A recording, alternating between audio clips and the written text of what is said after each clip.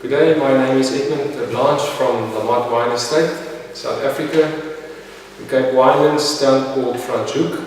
We're about 5 kilometers outside Franschhoek and producing wine since 1985. We focus on Sauvignon Blanc and Shiraz, and today I have a wine which is Shiraz based. It's pretty much Shiraz with a little bit of Viognier co-fermented, a trick we learned from the French. This is our South African version, and it brings out the same complexity and richness and integration that you also get in France with this style of wines. We call this wine Pierneef La Motte Shiraz. Pierneef is a famous South African artist who lived in the previous century, and everybody in South Africa knows his art. He's amongst the 3 top artists that South Africa ever produced, and our owners, the Rupert family, have always been very big art collectors, and for that reason they also have Pierneef, or we especially have a big collection of Pierneef art in our cellar, and that's why we selected this name for our top range wine.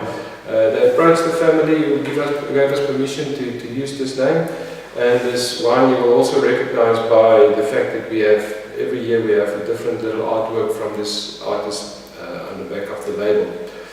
So you will see on the capsule there's some music notes, because we're also music lovers. Our owner is a mezzo sopranos. It's very famous not only in South Africa, performed right over the world. So for us, it's about good art, good music, and of course good wine.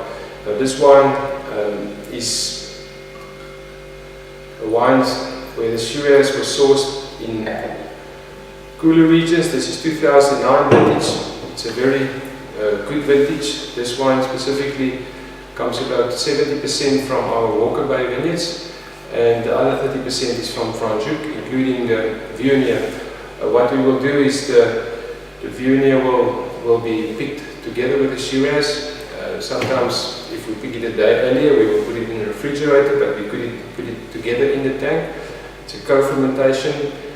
After that, the wine will go to barrels, at least 70% new French oak, with a touch of American oak, maybe 5%. Where it matures for 12 to 14 months, we will then take it out, fine-tune it, maybe blend a few batches together to get the balance right. It will go back to oak, and spend a total time then of about 16 months in the oak. And then we bottle about 4,000 cases by 6. And this wine is very well recognized in South Africa. This is the first vintage of 2 consecutive vintages where it got full marks in our local platter guide. So a real benchmark Shiraz for South Africa. And the nose, very spicy, but also some licorice. There's almost like a sweet profile on the nose coming from the oak, as well as the variety we know produce some candy floss and licorice sweetness on the nose.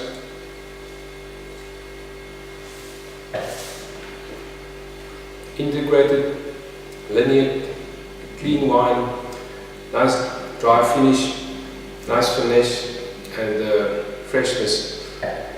Quite a nice rich wine, but that finesse and freshness is what makes it such a special vintage and a special wine.